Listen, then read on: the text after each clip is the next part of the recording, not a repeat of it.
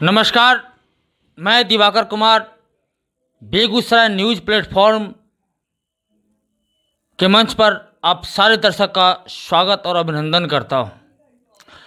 दोस्त, मैं आज बेगूसराय जिला के चेरिया बरियारपुर प्रखंड अंतर्गत पबरा पंचायत में हूं। पबरा पंचायत में मेरा बहुत सारा वीडियो बना है, लेकिन आज का जो वीडियो है वह मैं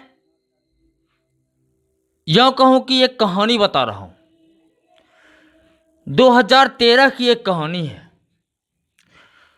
मैं जो भी बात बोलूँगा, मैं जो भी बात कहूँगा, सारी बातों का मेरे पास एविडेंस, पेपर एविडेंस है।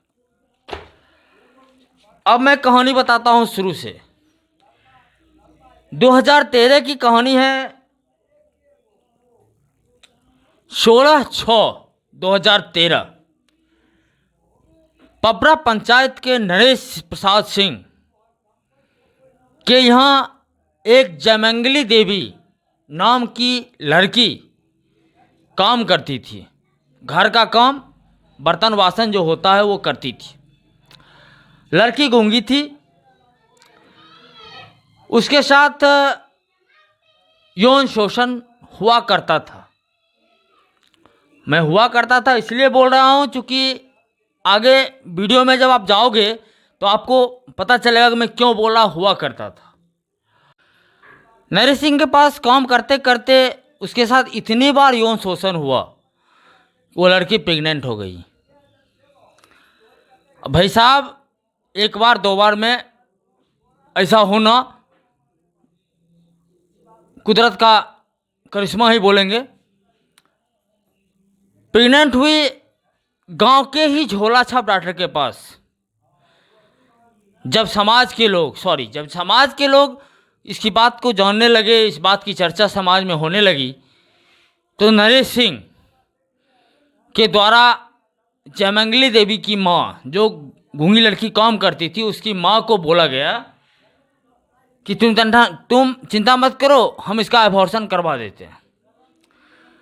पबरा पंचायत के झोला छाप डॉक्टर सलाउद्दीन के पास इस लड़की का एबॉर्शन के लिए लड़की जाती है।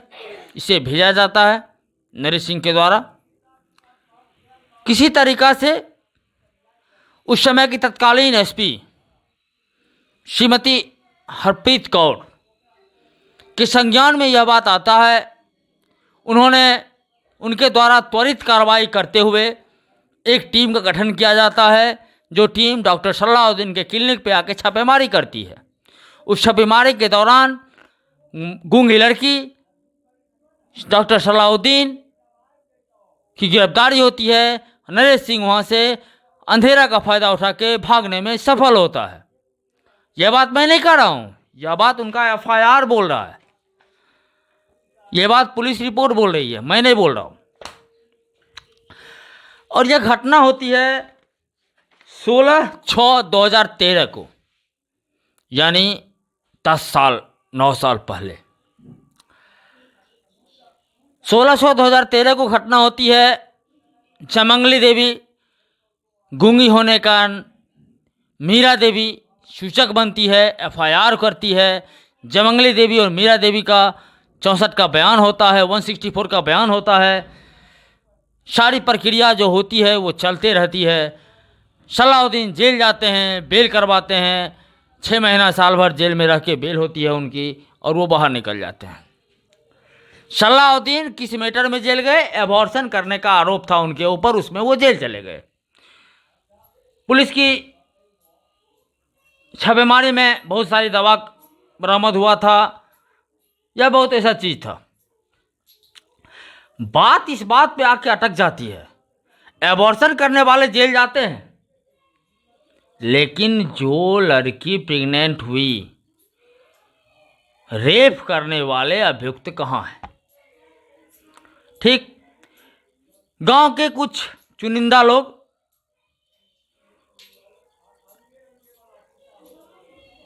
नरेश सिंह के पक्ष में हैं और सामाजिक दुराचार का विरोध करने वाले कुछ गिने चुने लोग मीरा देवी के सपोर्ट में खड़े हो जाते हैं, जैसे सरोज प्रभाकर पिता हरिहर सिंह, प्रभाकर कुमार पिता विपिन कुमार सिंह, महादेव कुमार पिता हरिराम महतो। ऐसे बहुत सारे लोग हैं। मैं नाम 2-3 आदमी का काउंटिंग कर रहा हूं, इसके पीछे का मैं राज बताऊंगा। 2013 में इंस्पेक्टर का सुपरविजन होता है, डीएसपी का सुपरविजन होता है, एसपी का सुपरविजन होता है, और सारे चीज में सारे पॉइंट पे केस को ट्रू बताया जाता है और नरेश सिंह की अविलंब गिरफ्तारी करने की आदेश दी जाती है। 13 से 14 गया, 14 से 15 गया। 15 में नरेश सिंह उस समय के वर्तमान डीआईजी थे सुधांशु कुमार, उनके साथ पता नहीं कुछ पारिवारिक संबंध था या फिर जो भी हो, उनके द्वारा आदेश दिया गया जब तक डीएनए टेस्ट नहीं होता है तब तक नरेश सिंह की गिरफ्तारी नहीं होगी। इसी बीच 2013 के लास्ट यानी 14 दिसंबर में वो बच्चा पैदा लिया जिस बच्चे का एबॉर्शन हो रहा था, और कुदरत का करिश्मा देखिए, वह बच्चा लड़का पैदा हुआ। और उस समय से डीएनए टेस्ट की बात हो रही थी। एसपी साहब, डीएसपी साहब की सारी रिपोर्ट पेपर में सिमट के रह गया। डीएनए टेस्ट का आदेश आया, 2016 में ब्लड गया, 17 में ब्लड गया, 18 में ब्लड गया, 19 में ब्लड गया। मतलब जैसे जैसे मीरा देवी के पक्ष में खड़े होने वाले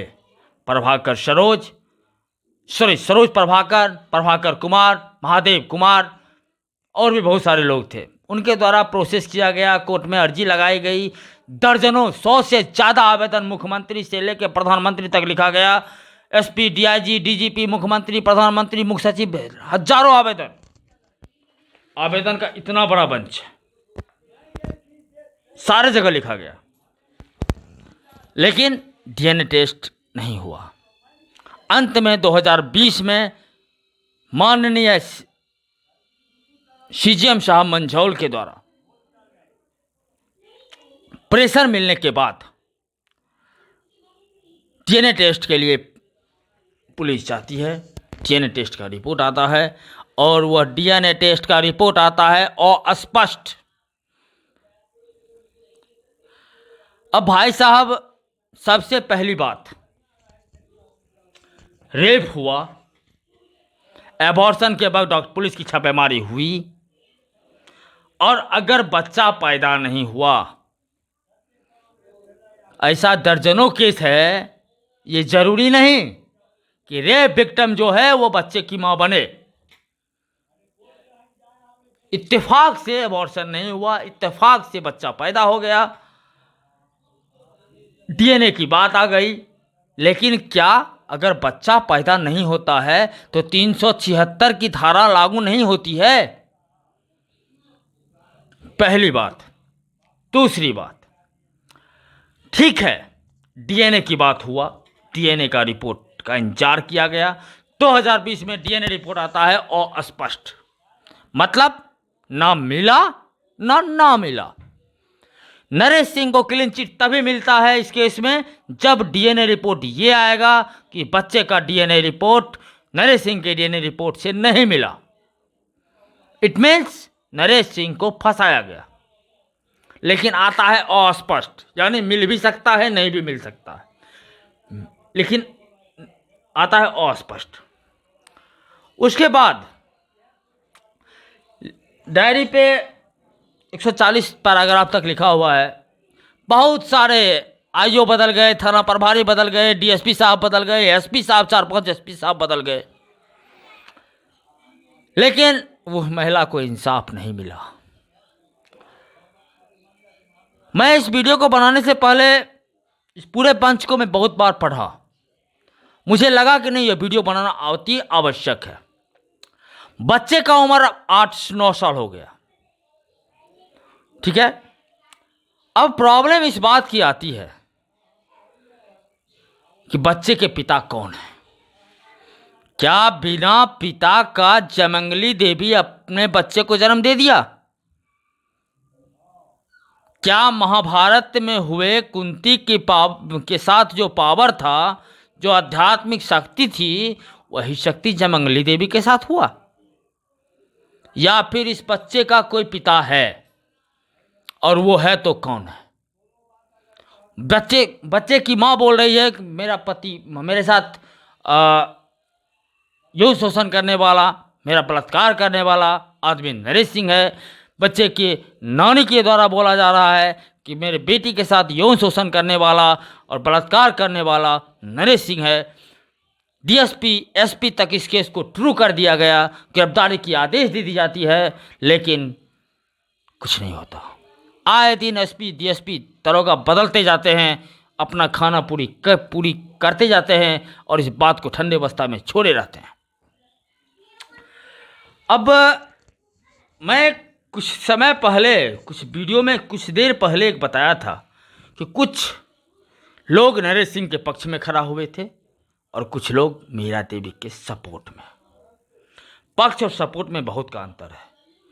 सपोर्ट में लोग इसलिए खड़ा हुए थे, गरीब निसहाय मजबूर महिला, विधवा महिला थी, इसे इंसाफ दिलाने के लिए, इसके बच्चे को, इसकी बेटी के साथ बच्चे को पिता का नाम मिले, इसे अपना अधिकार मिले, इसके लिए इन लोगों ने आवाज उठाया। 2013 से लेकर 2022 मार्च तक डीएनए रिपोर्ट का खेल चलता रहा। अब आएगा, कल आएगा, परसों आएगा, आज आएगा, कल आएगा, परसों आएगा, आज आएगा, कल आएगा, परसों आएगा। पटना से नहीं हुआ कलकत्ता से आएगा, कलकत्ता से नहीं हुआ दिल्ली से आएगा, दिल्ली से नहीं हुआ हरियाणा से आएगा। मतलब ये मैं नहीं कह रहा हूँ, ये पुलिस के द्वारा डायरी में लिखा गया है। मेरे पास डायरी का कॉपी उपलब्ध है। अचानक इस खेल में एक ट्विस्ट आता है। 10 मार्च 2022 को पबरा के जाने माने डीलर, 65 वर्षीय डीलर की हत्या हो जाती है। जो डीलर नरेश सिंह के गोतिया हुए, नरेश सिंह के पड़ोसिया हुए, उनकी हत्या हो जाती है।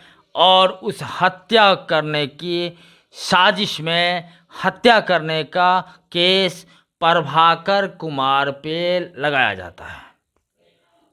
उसमें गवाह नरेश सिंह के भाई हैं, नरेश सिंह के भतीजा हैं, नरेश सिंह के घर वाले बहुत सारे लोग हैं। उसमें यह गवाही दिया जाता है, हाँ प्रभाकर कुमार ने इस घटना को अंजाम दिया। सोचने की बात है, 10 मार्च 2022 को डीलर अरुण सिंह की हत्या होती है। जो केस 2013 से पेंडिंग पड़ा हुआ था, प्रभाकर कुमार चूंकि इस केस में मीरा देवी के हम सफ़र बन के कदम में कदम लगा के इंसाफ दिलाने के लिए खड़े थे, उनका केस में नाम पड़ता है और वो इसी केस के कारण गांव से बाहर चले जाते हैं।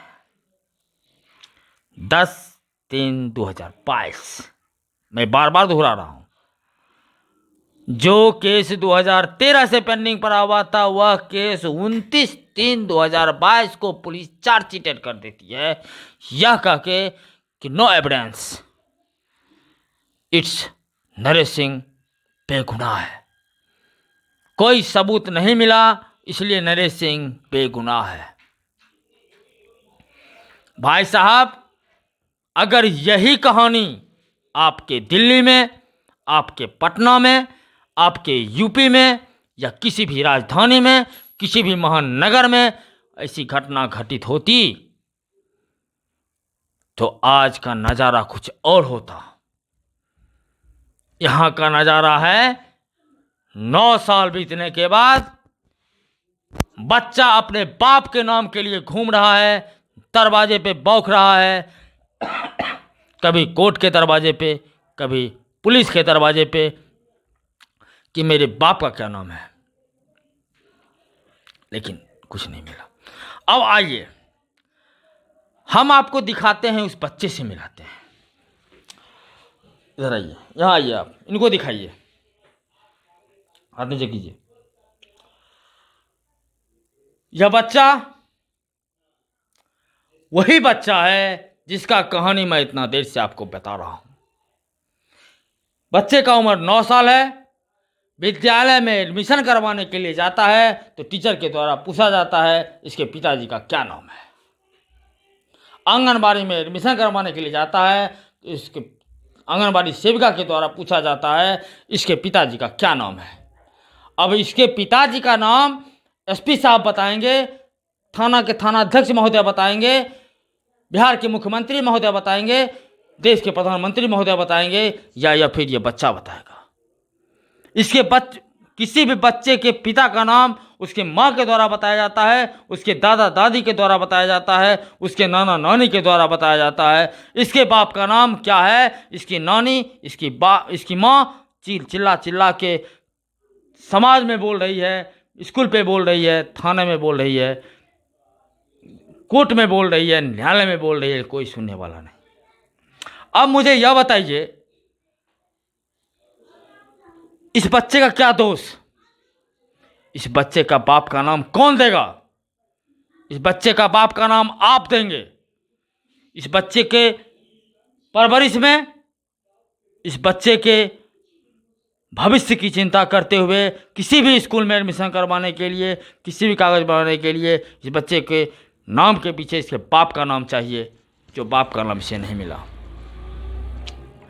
इतने एविडेंस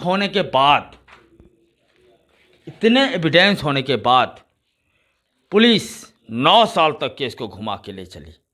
2013 छठे महीना 2013 से लेके 28/3/2022 तक, जबकि डायरी के हर एक पन्ना में लिखा हुआ है डीएसपी का सुपरविजन रिपोर्ट ट्रू है, गिरफ्तारी का आदेश मिला। एसपी का सुपरविजन रिपोर्ट ट्रू है, गिरफ्तारी का आदेश मिला। लेकिन स्थानीय थाना और स्थानीय आईओ के द्वारा एक बार भी कोर्ट में वारंट के लिए प्रे नहीं किया गया, जो कोर्ट से निकले ऑर्डर शीट से स्पष्ट होता है। इस ऑर्डर शीट में कहीं नहीं लिखा हुआ है कि कभी भी पुलिस ने गिरफ्तारी के लिए, वारंट के लिए, 82-83 कुर्की जब्ती के लिए कोई प्रे किया है। स्थानीय थाना प्रभारी बदलते गए, डीएसपी साहब बदलते गए, एसपी साहब बदलते गए, थाना प्रभारी जो भी आते थे अपना निजी स्वार्थ पूर्ति का 2 साल, 1 साल, 6 महीना जब तक रहते थे बात को ठंडा रखते थे। जब जब कोर्ट से प्रेशर मिलता गया तब तब डीएनए दूसरे जगह से होगा, और स्पष्ट होने के बाद की कहानी मैं बता रहा हूँ। जब ये रिपोर्ट अस्पष्ट आया उसके बाद डीएनए दूसरे जगह से होगा, बंगाल से होगा, उड़ीसा से होगा, दिल्ली से होगा, बम्बई से होगा, होते रहा। वो मैं नहीं बोल रहा हूँ, हर एक पैराग्राफ में पुलिस के द्वारा बोला गया है। हर एक पैराग्राफ में पुलिस के 133 पैराग्राफ में पुलिस बोल रही है, आईओ बोल रही है, अनुमंडल पुलिस पदाधिकारी मंझौल के द्वारा एक लिखित प्रतिवेदन प्राप्त हुआ है जिसमें यह बोला गया है मैं बढ़िया पदाधिकारी से बात करता हूं और इस बच्चे का और इस बच्चे के बाप का सैंपल लेके दूसरे जगह कहीं उड़ीसा या बम्बई भेजने की तैयारी करता हूं। एट अ टाइम 10/3/2022 को अरुण सिंह की हत्या होती है, जिस केस में इसके केस को, इसको मदद करने वाले, इसके परिवार को शरण देने वाले लड़के का नाम पड़ता है और इस केस को देखने वाला कोई नहीं बचता। और 29/3/2022 मात्र 20 दिन के अंदर, 10 दिन के अंदर केस का चार्जशीट हो जाता है, यह कह के कि यह नरेश सिंह निर्दोष है, कोई भी सबूत नहीं मिला। मेरे वीडियो बनाने का 2 कारण है और मैं आप सबसे 2 सवाल पूछना चाहता हूं। पहला बात, अगर विक्टिम खड़ा होकर बोल रही है कि इसने मेरे साथ रेप किया, दैट इट मींस उसने रेप किया, वहां पे डीएनए की कोई मायने नहीं रखता। क्योंकि मैं भी थोड़ा बहुत, मुझे भी कानून का ज्ञान है, मैं भी किताबें पढ़ा करता हूं, है मेरे पास किताबें रखा हुआ। और अगर बढ़िया पदाधिकारी बच्चा पैदा होने की बात पे डीएनए का ऑर्डर कर दिए तो डीएनए रिपोर्ट आने के बाद ही ना फाइनल होगा कि यह बच्चा नरेश सिंह का है या नहीं है। नहीं है, इट मीन्स फंसाया गया, क्लीन चिट। और अगर है तो इस बच्चे के बाप का नाम नरेश सिंह क्यों नहीं रखा जाएगा?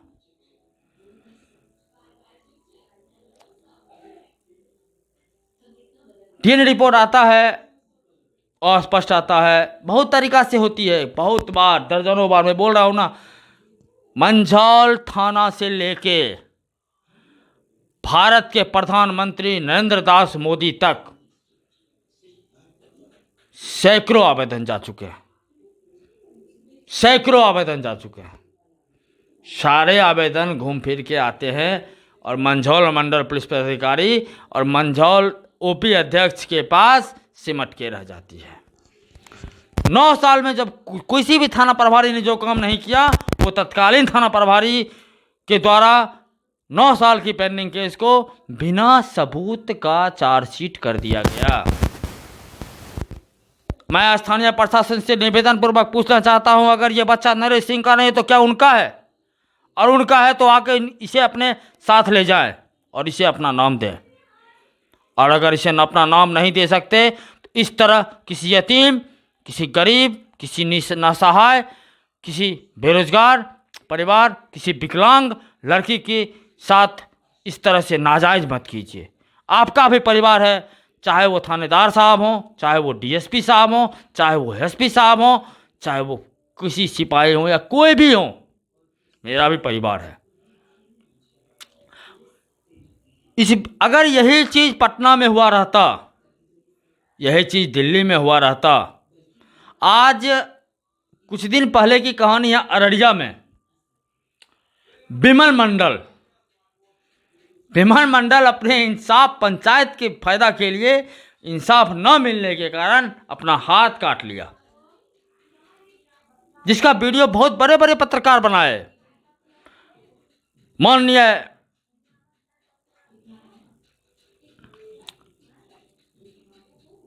मैं नाम टाइम्स ऑफ अयोध्या के पत्रकार हैं,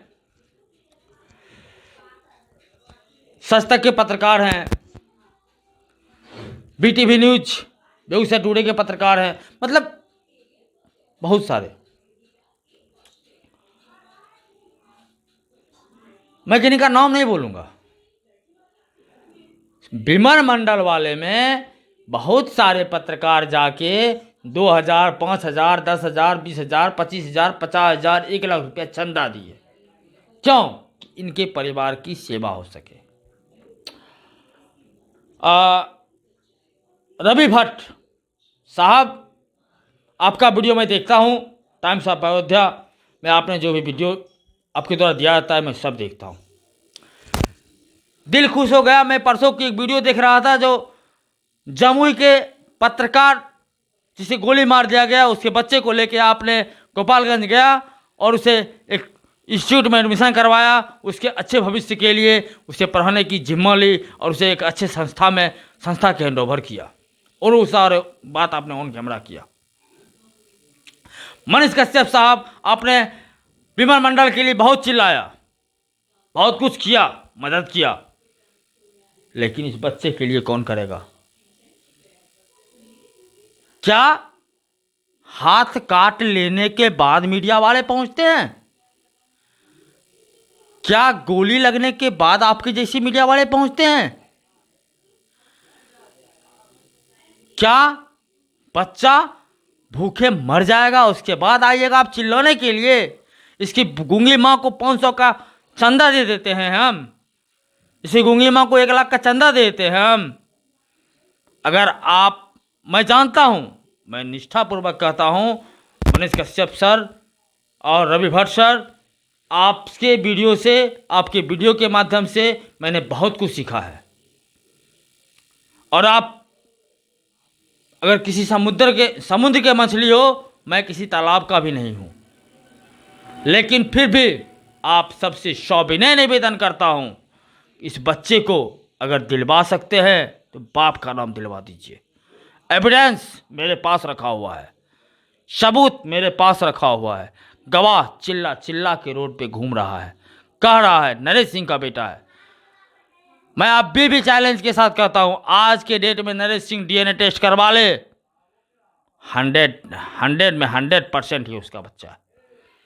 उसकी माँ गूंगी थी, टीएसपी साहब के सामने जब पीटी पेट हुआ था तो अपने पेट को दिखाकर नरेश सिंह की तरफ दिखाया था। उस समय आसाराम बापू वाली कहानी उठी हुई थी, 2013 की कहानी में बता रहा हूँ। उस समय डीएसपी साहब अब्दुल्ला साहब थे, वो बोले थे नरेश सिंह तुम्हारा खैर नहीं है, तुम कंप्रोमाइज लगवा लो, नहीं तो तुम्हारा स्थिति खराब हो जाएगा। और वो बात भी डायरी में आई है, मैं जो बोल रहा हूं वो डायरी में आई है। मतलब 9 साल से केस ट्रू था, 9 साल से केस ट्रू था। अचानक अरुण सिंह का हत्या करवाया जाता है और प्रभाकर कुमार को उसमें फंसाया जाता है। रास्ते से प्रभाकर कुमार हट गया। मीरा देवी को तो गरीब आदमी है, महिला निशाय गरीब है, उसको तो कोई देखने वाला नहीं है। उसके साथ केस में फाइनल करवा लिया जाता है, चार्जशीट फ्री हो जाता है। वो आदमी खुलेआम गांव में घूम रहा है, दबंग व्यवसाय, मतलब क्या बोला जाए उसको। और मैं आपको बता दूं, अरुण सिंह की हत्या जो होती है उसमें भी पुलिस के द्वारा उचित जांच किया जाता है। प्रभाकर कुमार को बाइज्जत बरी की जाती है और घटना करने वाले 2 अपराधी को पुलिस गिरफ्तार करके जेल भेजती है, जो अभी जेल में है। प्रभाकर कुमार पुलिस जांच से बरी होकर गांव आता है। उसके बाद उसे पता चलता है कि 2013 की कहानी, 100 चेरिया ब्यापुर थाना कांड संख्या 111-13 की कहानी तो खत्म हो चुकी है। नरेश सिंह को तो क्लीन चिट मिल गया है। भाई साहब, डायरी के 143 पैराग्राफ में से 142 पैराग्राफ नरेश सिंह के विरोध में है और अचानक यू टर्न 143 पैराग्राफ जो 28 तारीख को या 29 तारीख को लिखा जाता है, उसमें लिखा जाता है अनुसंधान के क्रम में कोई उचित साक्ष्य, मजबूत साक्ष्य नहीं मिला, इस कारण नरेश सिंह को बाइज्जत बरी की जाती है। लिखने वाले आईओ महोदय, क्या यह आपका बेटा है? स्थानीय थाना प्रभारी, क्या यह आपका बेटा है या मेरा बच्चा है या किसका बच्चा है? कौन बताएगा? इसका बात तो सिर्फ 2 ही आदमी बता सकता है, बाप या माँ। माँ तो बोल रही है फलना इसका बाप है। अब पुलिस बोल रही है डीएनए करवाओ, पुलिस डीएनए करवाने के नाम पे भी पीछे बैठी हुई है। क्या इस बच्चे को इंसाफ दिलवाना कानूनन अपराध है? क्या इस बच्चे के लिए वीडियो बनाना कोई जुर्म है? और अगर इस बच्चे को इंसाफ दिलवाना, इस बच्चे को इसके बाप का नाम दिलवाना, इस बच्चे को इसका अधिकार दिलवाना कानूनन अपराध है, तो मैं वो अपराध करूंगा। जिन्हें साथ आना है आए, मोस्ट वेलकम। जिन्हें साथ ना आना है, गुड बाय। इसके साथ मैं, चूंकि मैं इतना बोला ना, तो ये कहानी हो गई है। 9 साल की कहानी है, बहुत सारी पॉइंट हैं, बहुत सारी बातें हैं, रुआं खड़ा हो जाता है। अंदर में किसी इंसान के अंदर अगर 1% की इंसानियत होगी तो इस वीडियो देखने के बाद, इस कहानी को जानने के बाद उसका रुआं खड़ा हो जाएगा, उसके अंदर से इंसानियत जग जाएगी। मैं बोलते बोलते कुछ ज़्यादा हाइपर होकर इमोशनल हो गया, क्योंकि इस बच्चे को इंसाफ की बहुत ज़रूरत है। अगर इस बच्चे को, चलिए ठीक है, नरेश सिंह को बरी कर दिया पुलिस, एविडेंस नहीं मिला, ठीक, इस बच्चे को इसके बाप का नाम कौन देगा? इसका आधार कार्ड कैसे बनेगा? मोदी जी, नीतीश बाबू आपको वोट कैसे देगा 5 साल 10 साल 20 साल के बाद? ये आपके बिहार का जनता है, देश का जनता है, या कैसे साबित करेगा? अब इसका 2 ही बात है, या तो पुलिस यह साबित करना चाहती है कि जिस तरह महाभारत के समय में कुंती के साथ दैविक प्रभाव से बच्चे को कुंती ने जन्म दिया था, उसी प्रकार जयमंगली देवी ने जन्म दिया, या फिर नरेश सिंह का ये बच्चा है। नरेश सिंह का बच्चा है, यह है या नहीं है, ये तो साबित हो जाएगा डीएनए टेस्ट होने के बाद। लेकिन 9 साल तक जिस डीएनए टेस्ट की बात पे केस को घुमाया जा रहा था, अचानक अरुण सिंह की हत्या करवाई जाती है, अरुण सिंह की हत्या होती है। अभी मैं ये नहीं कह रहा हूं कि अरुण सिंह की हत्या में नरेश सिंह की कोई संलिप्तता है या नहीं है। वो पुलिस की जांच की विषय है। पुलिस ने अपना जांच किया, अपना जिसको जो अभियुक्त लगा उसको गिरफ्तार करके जेल भेज दिया।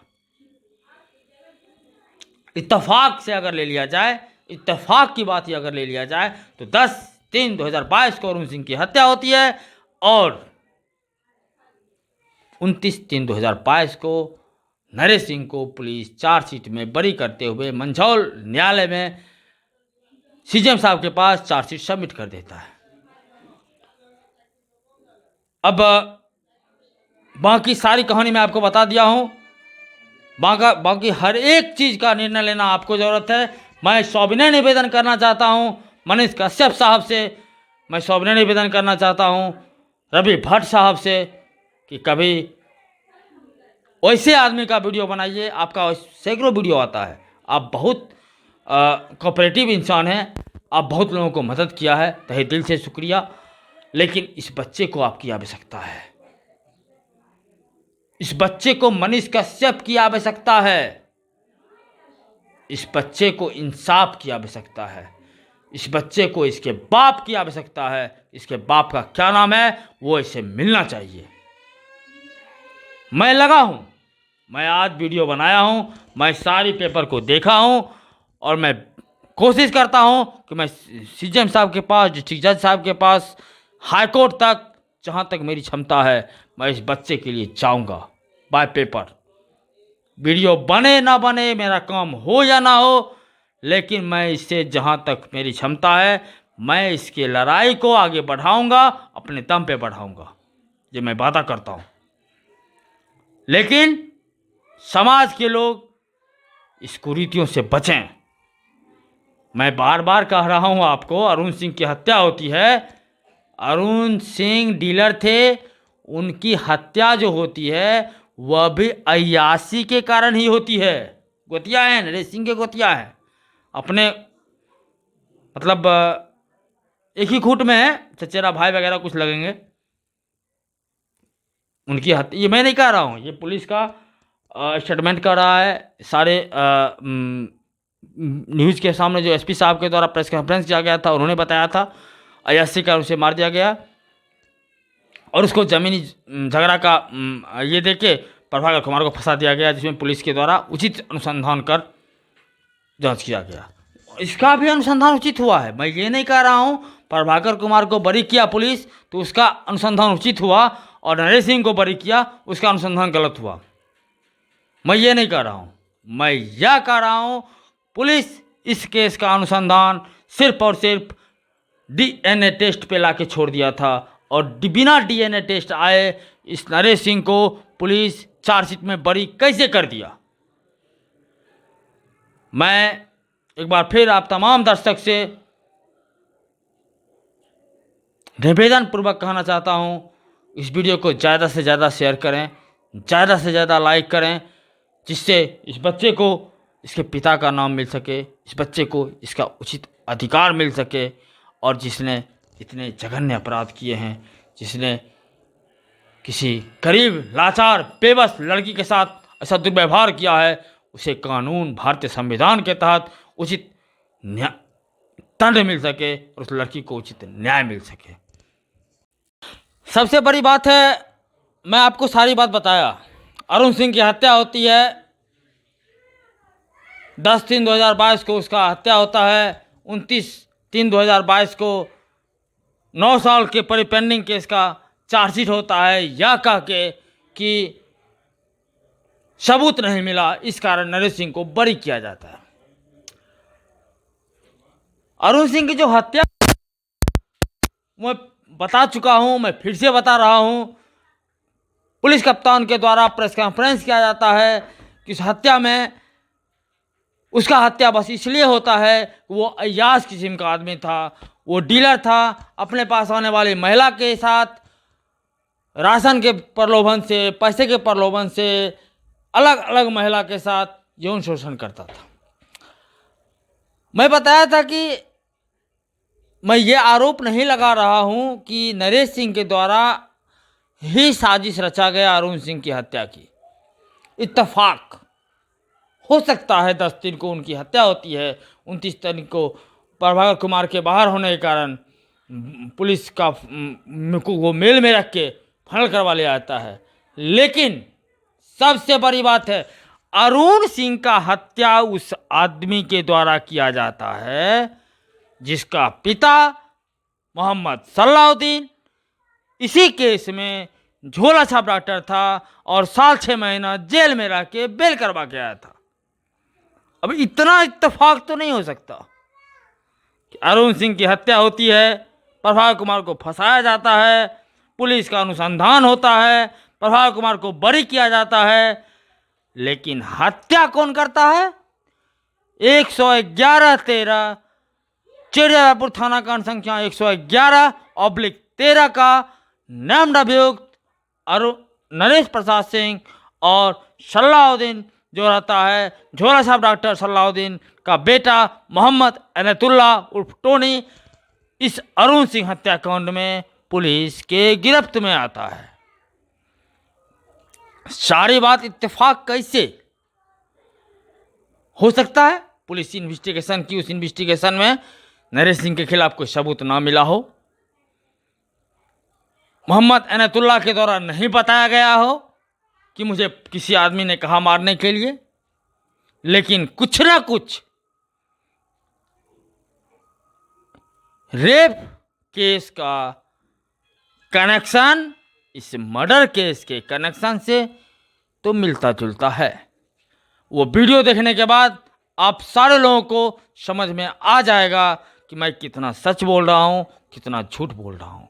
और मैं बार बार मैं एक ही चीज़ को दोहरा रहा हूँ, मैंने इस वीडियो में पहले सेकंड से लेके लास्ट सेकंड तक जितनी भी बात आपसे बताया, सारे बातों का मेरे पास एविडेंस है, संपूर्ण डायरी है, पुलिस की चार्जशीट है, एफएसआर का आया हुआ अस्पष्ट रिपोर्ट जिसमें लिखा हुआ है और अस्पष्ट वो रिपोर्ट है, एसपी का सुपरविजन रिपोर्ट है, डीएसपी का सुपरविजन रिपोर्ट है, डीआईजी के द्वारा लेटर दिया गया था बिना डीएनए का अरेस्टिंग नहीं होगा वो भी रिपोर्ट है। लेकिन डीएनए निकालने में डीआईजी साहब को साइन करने में तो देर नहीं लगा, लेकिन स्थानीय प्रशासन को डीएनए रिपोर्ट निकालने में 8 साल से ज़्यादा लग गया। और केस के 9 साल बीतने के बाद जो हमसफर, जो कदम पे कदम मिला के मददगार के रूप में खड़ा था प्रभाकर कुमार, उसको 302 के केस में अभियुक्त बना के गांव से बाहर करवाया गया। उसके बाद इस केस में बड़ी चार्जशीट अपने पक्ष में किया गया और वो घटना, हत्या का घटना भी किसने किया? झोला छाप डॉक्टर जो जेल गया था इस केस में, उसी का बेटा। सोचने की बात है। धन्यवाद।